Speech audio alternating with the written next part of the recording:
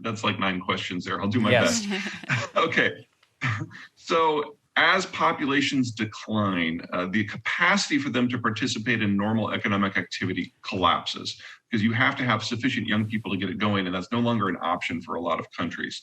So the model of capitalism or socialism or fascism or communism or whichever ism you happen to be a fan of, they were all designed for the market getting a little bit bigger every year, and they can't cope with a market that's in terminal decline. In terms of global affairs, if you don't have safety on the high seas, and the US is the only country that can even pretend to guarantee that, the steps that allow for modern manufacturing supply chains, the complexity that brings us the goods that we use every day, that breaks down. In that sort of environment, individual countries will feel forced, or out of a sense of opportunity, to take matters into their own hands and try to generate regional manufacturing hubs, regional spheres of influence. The problem is that the resources you need to fuel a modern, industrialized, post-globalist world are not equally spread out around the world. They're very concentrated. So oil in the Persian Gulf, cobalt in Congo, nickel in northern Russia, for example. Not everyone can reach everything. The United States should be pretty much okay because we're going to be combining the Western Hemisphere with maybe the Japanese and Southeast Asia. But for everyone else, you're looking at sharply truncated capacity to access the inputs that allow modern life to happen. So we're seeing some of this going on right now with the Ukraine war. There are a number of countries who are completely reliant on globalization to allow them to import energy.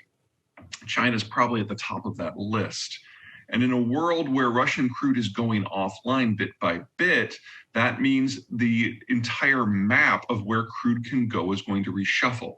So it's probably going to look something like this. As the Russian crude falls offline, the Europeans, who are their primary customer, are going to go back and reinterface with countries closer to them that they have better relations with, primarily former colonies. That's North Africa and West Africa. There's enough there, plus Norway, to supply the Europeans. But that means that Russian crude is going offline and North and West African crude is going offline. That means there's not enough left to go to East Asia. Now, the Japanese have a navy. They can reach the Western Hemisphere, work with the Americans, still get supplies in. But China can't. China is a good example of a country that is absolutely screwed from this new sort of environment.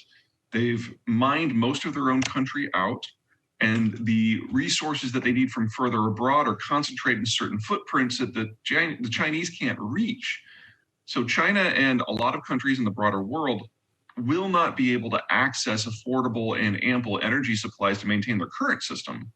And they also can't reach the cobalt and the nickel and the copper that is needed to maybe try their hand at the green transition. And in that sort of environment, you're not just looking at a trade breakdown in East Asia, and a population bust. You're looking at a loss of the inputs that are necessary to maintain today's economy, much less the future one. And that suggests a screaming reverse in economic activity and a deindustrialization of the system. That doesn't simply make the Chinese no longer rich. It puts the Chinese in an environment where they have to go back to subsistence rice paddy agriculture just to prevent their population from dying out. Some version of this is going to play out in large parts of the world. I'm specifically concerned with sub-Saharan Africa, North Africa and the Middle East, a little bit in Southeast Asia, a little bit in South Asia, and absolutely in Central Europe. Almost everything. So let's start with the demographic picture, since we've already kind of established that. The one-child policy has been in place for 40 years, and that means that the Chinese are running out of 30-year-olds. That's just how math works. Anyone who suggests that the Chinese think long-term or are good at math really needs to take a closer look at their system. Also, with the more recent census data that has come out, they are now admitting grudgingly that they've overcounted their population by in excess of 100 million people. Wow. Now, the Chinese system, as of 2 years ago, before this new census data had come out, they were already the fastest aging and fastest demographically collapsing country in human history. And now with the new data, it suggests that the Chinese population will be less than half of its current size as soon as 2050. So just from a demographic point of view, this is the last decade of China as a unified nation state. They're a dead man walking. Let's go beyond that. Okay, One Belt, One Road. This is an outcome of something the Chinese do with their financial system.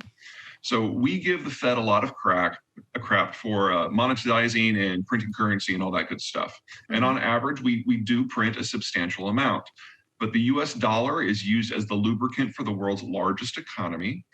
We have another 20 odd currencies in the wider world that are linked to it. And it is the sole currency for international trade and the primary currency in terms of store of value. As such, the American increase in the money supply actually broadly correlates with those other factors combined.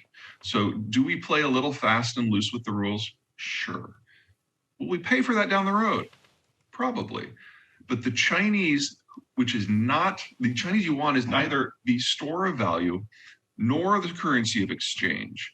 And yet the Chinese in any given month print 2 to 5 times as much currency as we do. Their overall money supply is over twice what ours is, and it's not internationally exchanged at all. They use that money to lubricate their systems to force capital into any company that might be able to employ people. So for us, the money supply is primarily an economic issue. For them, it's a political one, and it's treated appropriately. And that means that the Chinese are brimming with huge volumes of liquidity. And if you're someone in the know in China and you have access to that, it's a gold mine, because if you can get that currency out and exchange it for something else, anything else, even if the price is ridiculous, that means you've gotten some capital flight out and you have your rainy day fund. That's exactly what One Belt, One Road is on a global basis.